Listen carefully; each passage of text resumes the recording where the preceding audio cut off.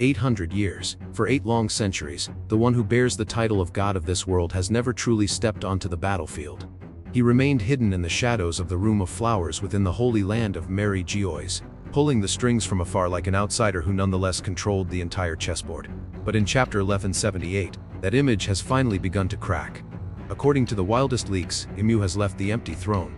No longer just an invisible shadow manipulating puppets from afar, he is now preparing to descend upon Elbaf in person, the very place where the world's balance is being pushed to the brink of a true Ragnarok. The reason is obvious: the sun god Nika and the ancient black dragon now stand on the same side. Luffy, after witnessing Usopp and Brook fall with his own eyes, has erupted in pure rage. Meanwhile, Loki coldly declares that he never intended to hold back. Two extremes of power, seemingly destined to oppose one another, one embodying absolute freedom, the other representing primordial destruction, are now united against a common enemy. At that very moment, Dami reversed the ability that once controlled the wills of countless warriors becomes meaningless. When faced with entities whose will transcends all imposed limits, every form of mind control is reduced to cheap magic. This is not merely a failure of power. It is a direct blow to the untouchable image of Imu, who has treated the world as his chessboard for 800 years. Yet the most terrifying part is not Imu's failure, it is how a tyrant reacts when cornered. The statement, "This battle will divide the world," no longer sounds like an empty threat, but rather a prophecy slowly coming true. Elbaf is no longer just a battlefield, it has become the center of a mythological upheaval. The light of Nika and the darkness of the Black Dragon are no longer in conflict, they are converging. And that convergence is what makes the atmosphere suffocating, because it reveals a truth. The enemy before them is more terrifying than darkness itself, more rotten than anything the world has ever known. Oda appears to be shaping Elbaf into One Piece's own version of Ragnarok, a culmination where centuries of oppression by the world governed have awakened ancient forces they once tried to bury. That is why Imu being forced to leave the safest place in the world is so shocking. For the first time in 800 years, he must step into the light. For the first time, he must directly confront forces capable of threatening his rule.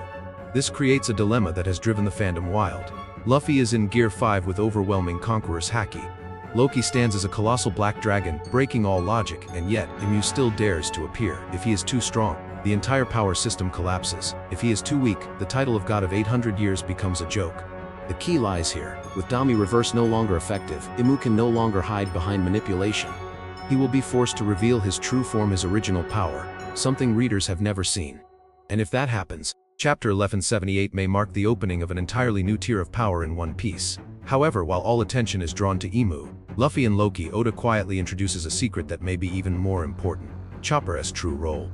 At first glance it makes no sense. Roger and Garp had to go all out, possibly even using Conqueror's haki to free rocks from Dami reverse. Yet now Chopper, with just a touch in Monster Point, easily expels the demonic shadow from a giant. It seems like it breaks the power scaling. But looking deeper, this is not imbalance, it is revelation. Chopper was never just a normal doctor. Roger and Garp fought the possessed state through brute force. They crushed the controlled will with haki. Chopper, however, treated it as a disease. That is a fundamental difference. One destroys, the other heals. If Domi reverse is essentially a demonic contract, a form of mental corruption or parasitic shadow, then Chopper's ability may be its natural counter, the cure designed specifically for it. Roger and Garp were not wrong, and Chopper is not above them. He simply targeted the weakness of the problem itself. This brings the Hito Hito no Mai into question. If Chopper's fruit were truly just a normal human fruit, why would Oda continuously surround him with such abnormal details? Chopper was born a monster because of his blue nose. After eating the fruit, he was rejected by both reindeer and humans, becoming a being that belonged nowhere. That pain shaped him into someone who longs to heal not just bodies, but hearts. The Hito fruit granted him intelligence, making him a genius doctor. But if that's all, it's too simple.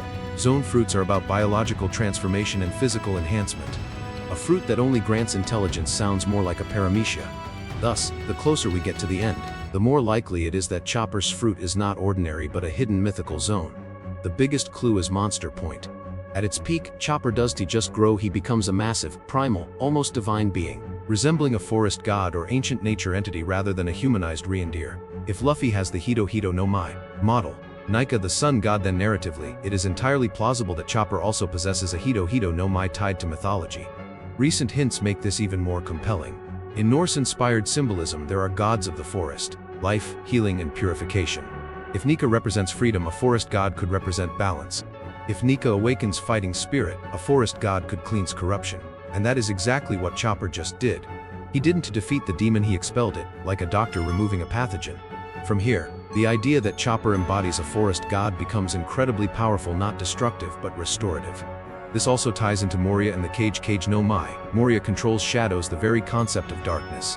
If a Muzdami reverse also manipulates a form of shadow, then Moria is a natural counter.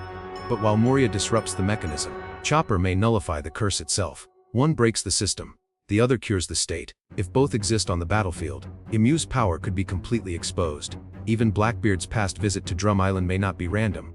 He never moves without purpose. If there truly exists a cure for all diseases, and the Hito fruit resembles a mushroom, then perhaps that cure is not an object but a living power traveling with the Straw Hats. That would make Chopper not just a side character but a key piece in the final war. Thus, Chopper saving the giant should not be seen as an asshole, but as the first true reveal of his abilities' nature. In a war where corruption spreads and distorts humanity, the one who changes everything may not be the strongest fighter but the one who can heal. If Luffy and Loki are the spearheads against Emu, then Chopper may be the one who dismantles his entire system.